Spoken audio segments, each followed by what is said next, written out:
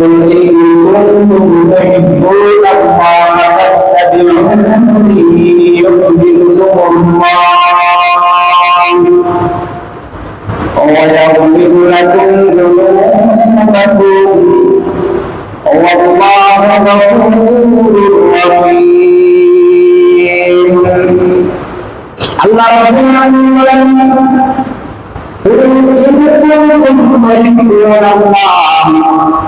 হে রাসূল আপনি বলবেন তোমরা আমি আল্লাহকে মহব্বত করো ভালোবাসো তাহলে আমি রাসূলের ইতাআত করো অনুসরণ করো ইউহিব্বুকুমুল্লাহ তাহলে আল্লাহ তোমাদেরকে ভালোবাসবেন মহব্বত করবেন আল্লাহ তাআলা যদি কাউকে মহব্বত করে আল্লাহ যদি কাউকে ভালোবাসে তাহলে আমি কি করে শাস্তি দিতে পারবো কথা বলেন কারো সাথে যখন কারো সম্পর্ক হয়ে যায় মহব্বত হয়ে যায় তো মহব্বতের টাকাটা হচ্ছে তাকে যখন সম্ভব আরামদায়ক রাখা শান্তিপূর্ণ কষ্ট না হয় আল্লাহ তাআলা বলছেন তোমরা যদি আমার রাসূলের ইতাআত করো তোমরা যদি আমার রাসূলের অনুসরণ করো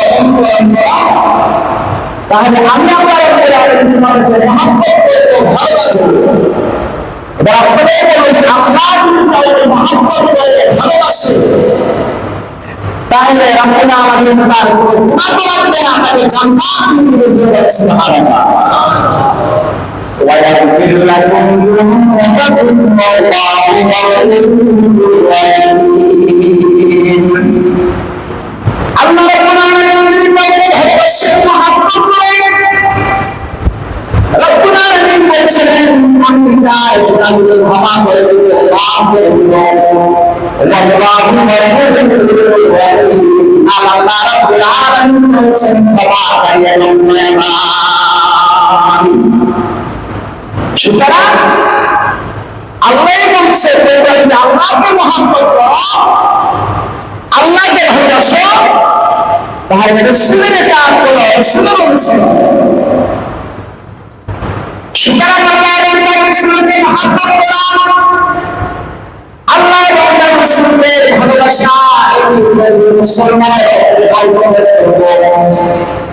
এটি প্রতিদিন মুমিনের ঈমানের হচ্ছে দর্শন এই ভালোবাসা শুধু মৌখিক পরিমাণে নাই বরং দুনিয়ার যত ভালোবাসা আছে দুনিয়ার যত ভালোবাসা আছে সর্বশেষ আমাদের পৃথিবীতে তখন পর্যন্ত আল্লাহ এবং তার রাসূলের ভালোবাসা ইসলাম ততক্ষণ পর্যন্ত পরিপূর্ণ হতে পারবে না ইমানদার হওয়ার জন্য পরিপূর্ণ মুমিন হওয়ার জন্য এক নম্বর শর্তই হচ্ছে রাসূলকে মহব্বত করা রাসূলের অনুসরণ করা রাসূলের ইতাআত করা আমাদের সকলের জানা আছে হাদিস সাইয়্যিদুনা হযরত ওমর রাদিয়াল্লাহু তাআলা বিশ্বনবী রাহমাতুল্লিল আলামিন বলেন ইয়া রাসূলুল্লাহ লা নাহাবু ইলাইয়া মিন শাইইন ইল্লা নাফসি হযরত ওমর রাদিয়াল্লাহু তাআলা বিশ্বনবী রাহমাতুল্লিল আলামিন বলেন ইয়া রাসূলুল্লাহ নিঃসন্দেহে আমি আপনাকে পৃথিবীর সব কিছু আপনাকে বলেছি তবে আমি আমার প্রাণ ছেড়ে দিচ্ছি না আল্লাহর পয়গম্বর বলেন ওমর ওয়াল্লাহি হাত্তা কুনা হাত্তা ইলাইয়া নাফসি ততক্ষণ পর্যন্ত আমি তোমার কাছে তোমার প্রাণের চাইতে ভালোবাসার পাবো না হবে ততক্ষণ পর্যন্ত আমার বলে থাকে না ওমর রাদিয়াল্লাহু তাআলা বলছে যতক্ষণ পর্যন্ত তুমি তোমার প্রাণের চাইতে আমি রাসূলকে মহব্বত না করবে ততক্ষণ পর্যন্ত তুমি পরিপূর্ণ হয়ে যেতে পারবে সাইয়্যিদুনা ওমর রাদিয়াল্লাহু তাআলা বলেন আল-আন ওয়াল্লাহি আহাব্বু ইলাইয়া মিন কুল্লি শাইইন ও আল্লাহর রাসূল এখন আপনি মায়ের চাইতে, আপনি আমার বাবার চাইতে, আপনি আমার কাছে অধিক ভালোবাসা রাখবেন। বিশ্বনবী রাহমাতুল্লিল আলামিন বললেন, ফাকালা আল-আনা ইয়া উমর এখন তোমার নাম করে বলেছে, যেখানে রাসূল ওমরকে বলেছেন, দেখো কোন তুমি তোমার কাছে তোমার বাবার চাইতে আমি রাসূলের মহব্বত ভালোবাসা বেশি না হলে ততক্ষণ পর্যন্ত তুমি বলবেন না। মুসলমান ভাইরা আমার, এই আয়াতের ব্যাখ্যা, এই আয়াতের তাফসীর যে কোরআনের আয়াত দিয়ে করা হয় তার বিষয়টা আলাদা স্পষ্ট হয়ে যায়। কোরআন কারীম 5 নাম্বার পারা 9 নাম্বার পৃষ্ঠা সূরা আন-নিসা 80 নাম্বার আয়াত আল্লাহ রাব্বুল আলামিন বলেন,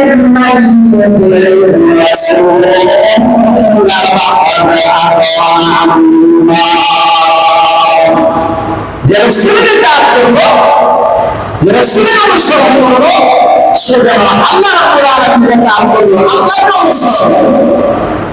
আর একজন মুমিনের জীবনের ইচ্ছা উদ্দেশ্য হবে আল্লাহ এবং তার রাসূলকে অনুসরণ করা। আল্লাহ যা বলেছেন সেই অনুযায়ী চলা। এই আয়াতের ব্যাখ্যা, এই আয়াতের তাফসীর কোরআন কারীমের বিভিন্ন আয়াত দিয়ে বলা হয়, তাহলে বিষয়টা আরো স্পষ্ট হয়ে যায়। কোরআন কারীম থেকে 5 নাম্বার পারা 6 নাম্বার পৃষ্ঠা সূরা আন-নিসা 7 নাম্বার আয়াত আল্লাহ রাব্বুল আলামিন বলেন, ইয়া আইয়ুহাল্লাযীনা আমানু আতিউল্লাহ ওয়া আতিউর রাসূল।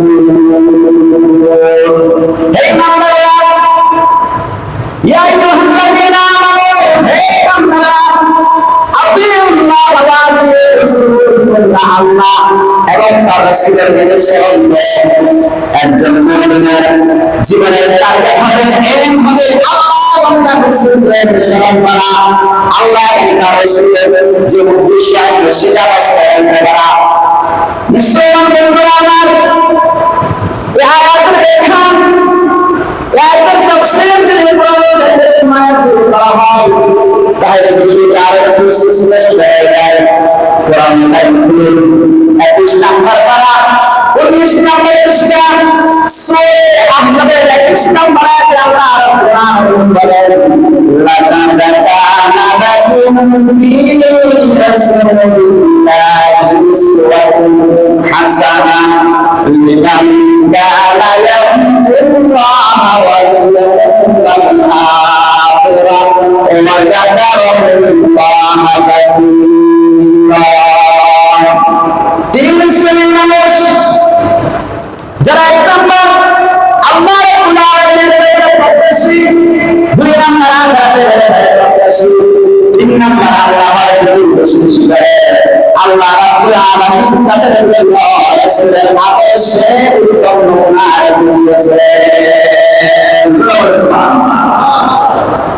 একজন মুমিনের টার্গেট, একজন মুমিনের টার্গেট, একজন মুসলিমের টার্গেট, একজন মুসলিমের টার্গেট, একজন যুবকের টার্গেট, একজন যুবকের টার্গেট, একজন যুবকের মুসলমান হবে আমার চলা রসুলের মতো, আমার চলা যদি রসুলের মতো হবে, আমার চলা যেটা আল্লাহ তাআলা বলেছে, কোরআন যা বলেছে সেও আল্লাহ যা বলেছে সেও।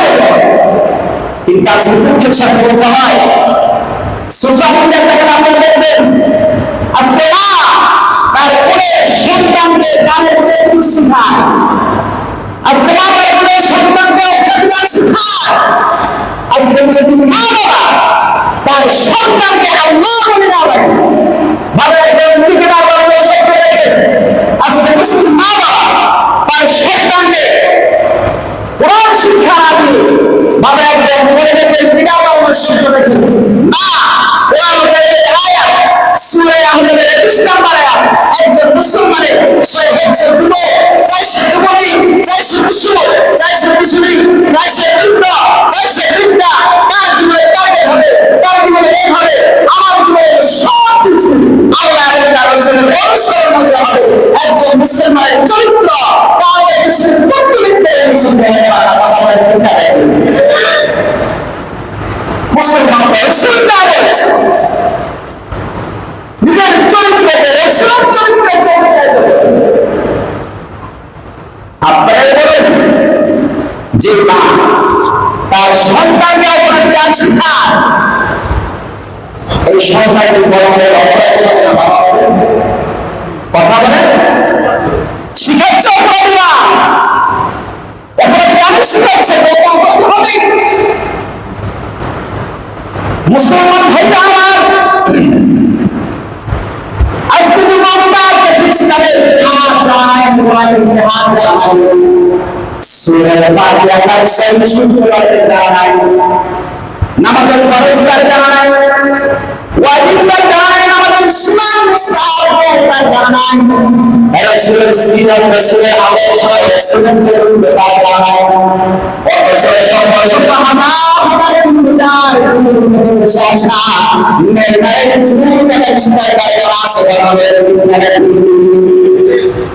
আর কিনা দাসের শিকার করে আছে ব্রাজিলের দাসের শিকার করে আছে হিন্দু সিরিয়া কখন করতে হবে এটা তার আছে কোরআনের জ্ঞান নাই সুন্নাহর জ্ঞান নাই রাসূলের চরিত্র রাসূলের আদর্শ রাসূলের সিরাত এগুলা তার জানা নাই এটা মুসলমানের চরিত্র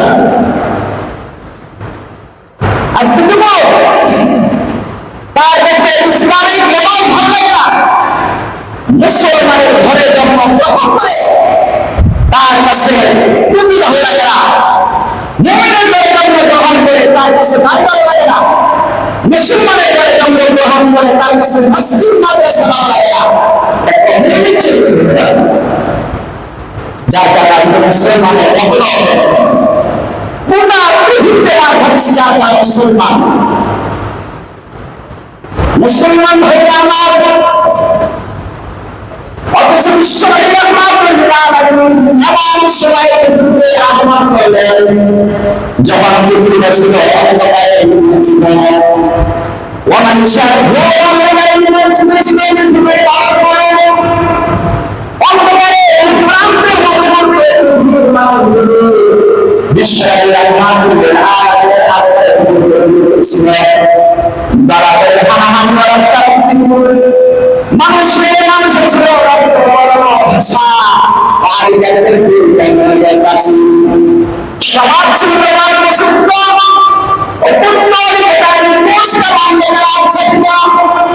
মানুষের যখন শান্তি হারা অধিকার হারা নির্মম ভাবে অত্যাচারিত নারীদের অবস্থা ছিল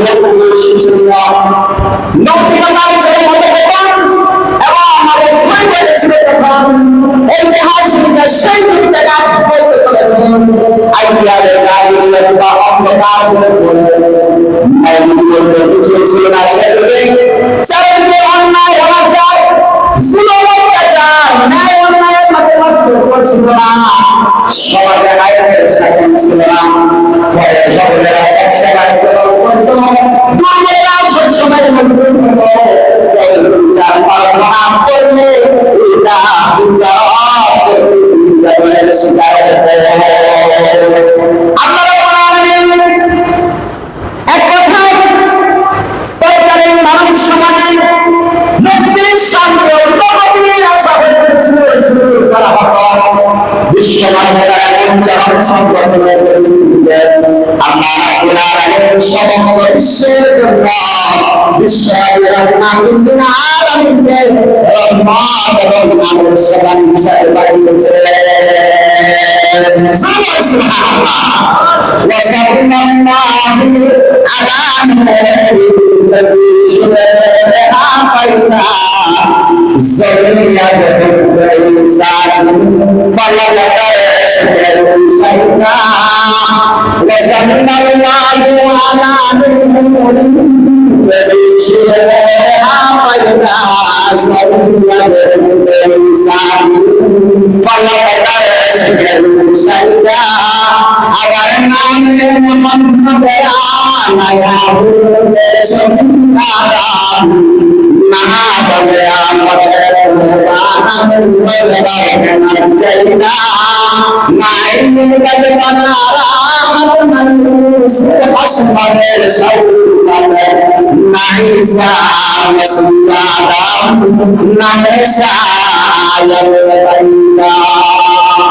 মুসলমান ভাইরা এজন্য আল্লাহ এবং তার রাসূলকে মহব্বত করা ভালোবাসা এটি মুসলমানের অপরিহার্য কর্তব্য।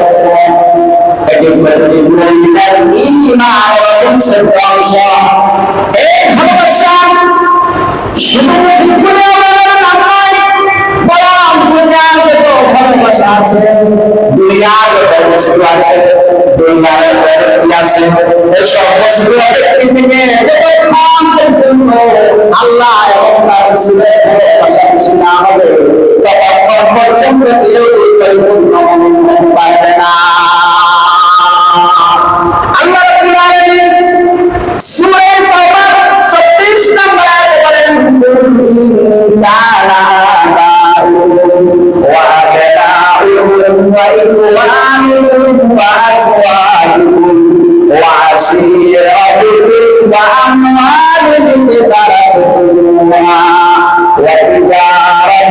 تخشون كسادها ومساكن ترضونها أحب إليكم من الله ورسوله وجهاد في سبيله فتربصوا حتى يأتي الله بأمره।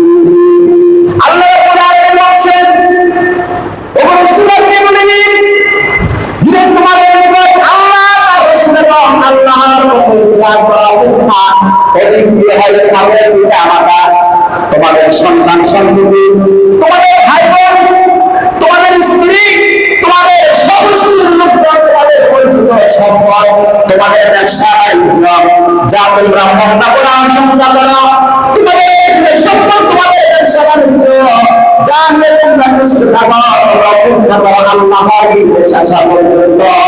ওয়াল্লাহু লা ইয়াহদিল কওমাল ফাসিকিন। আল্লাহ রাব্বুল আলামিন ফাসিক সম্প্রদায়কে সর্বপ্রকার সম্প্রদায়ের না।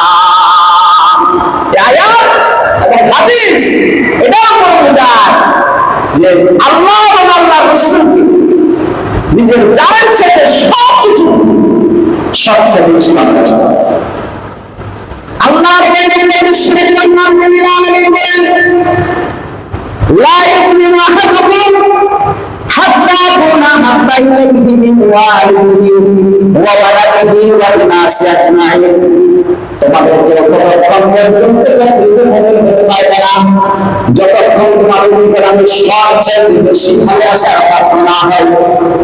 তোমার পিতামাতা হবে, সন্তান সন্ততি হবে, সব কিছু ভালোবাসার পাত্র না হলে ততক্ষণ পর্যন্ত তোমরা কখনো হতে পারবে না।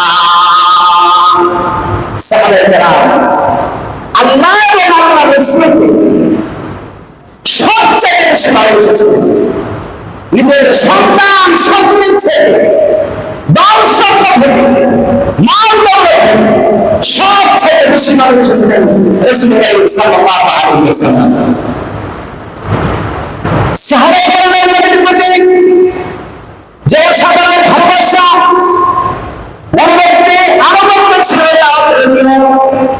এই মুসলমান হুদাইবিয়ার সন্ধির সময় মক্কার দুই হিসেবে এসেছিল রাসূল সাকাফি। সে হুজুরের মহান দরবারে বিস্ময়ের দৃশ্য দেখেছে। তার বিবরণ দিয়েছিল মক্কাবাসী কি বলে যাবে, ও আমার মক্কার কুরাইশ ভাইরা, আমি দুনিয়ার বড় বড় বাদশার দরবারে গিয়েছি, রোম সম্রাট, পারস্য সম্রাট, আবিসিনিয়ার বাদশা সহ বড় বড় দরবারে গিয়েছি, কিন্তু মুহাম্মদের দরবারে যা দেখেছি পৃথিবীর কোথাও আমি তা দেখি নাই।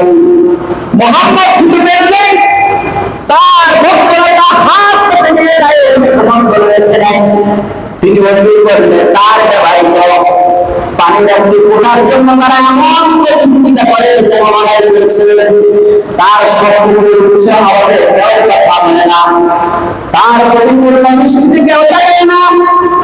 সাহাবায়ে কেরামের নবীর প্রীতির এমন হাজার ঘটনা হাদিস শরীফের মধ্যে আছে।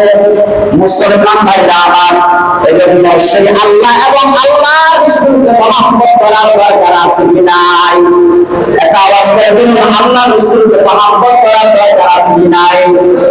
এই মুসলমান, আমার রাসূলের কিছু বলে সেটাই ছিল না, আমার রাসূলের কিছু বলে সেটাই ছিল কি ছিল না? এই মুসলমান, আজকে মুসলমানের সেই লোকেরা রাসূলের সেই সুন্দর চরিত্রকে ছেড়ে কোথায় থেকে দেশে আসা নেইমার, সালমান খান আর শাহরুখ খানের চরিত্রকে তারা ধারণ করেছে। এই মুসলমান, আজকের যুগে রাসূলের সিরাত জানা নাই, রাসূলের অবশ্যই জানা নাই, রাসূলের চরিত্রটা জানা নাই। হাজার হাজার কিলোমিটার দূর থেকে দেশে আসা নেইমারের চরিত্রটা জানা আছে, কথা বলেন তাদের মুসলমান চরিত্র যার চরিত্র সম্পর্কে আজিম শব্দ ব্যবহার করেছে, মাখলুকাতের জন্য আল্লাহ আজিম শব্দ ব্যবহার করেন, খালিকের জন্য ব্যবহার হয়। সেই রব্বুল আলামিন বলেছেন, ইন্নাকা লাআলা খুলুকিন আযীম। আমার রাসূলের চরিত্রের সার্টিফিকেট ভোট আল্লাহ দিয়েছেন, মহান চরিত্রের অধিকারী। পৃথিবীতে এত সুন্দর চরিত্রের অধিকারী পূর্বে ছিল না, সামনে আসবে না। আজকে যুবকেরা সেই রাসূলের চরিত্রকে বাদ দিয়ে চুল কাটা স্টাইল এমন ভাবে করে ভুলেই যায় শুধু মুসলমান না কোন লোকে। মুসলমান ভাইরা আমার, বলতে চেয়েছিলাম বিশ্বনবী রাহমাতুল লিল আলামিনকে মহব্বত করা, ভালোবাসা, এটি প্রতিদিন ইমানের অপরিহার্য কর্তব্য, এটি ইমানের অবিচ্ছেদ্য অংশ। উহুদের যুদ্ধে সাহাবায়ে কেরাম বিশ্বনবী রাহমাতুল লিল আলামিনকে কতটুকু ভালোবেসেছিলেন, কেমন মহব্বত করেছিলেন, একটি ঘটনা বলি। উহুদের যুদ্ধে কাফেরদের উপরে কিতাব করলেন, শিরস্ত্রাণে লোহার গলা, বিশ্বনবী রাহমাতুল লিল আলামিনের চেহারা মোবারক করেন। তা খোলার জন্য একদিকে হযরত আবু বকর সিদ্দিক রাদিয়াল্লাহু তাআলা আনহু চলে আসলেন, অপরদিকে হযরত আবু উবাইদা ইবনে জাররাহ রাদিয়াল্লাহু তাআলা আনহু চলে এলেন।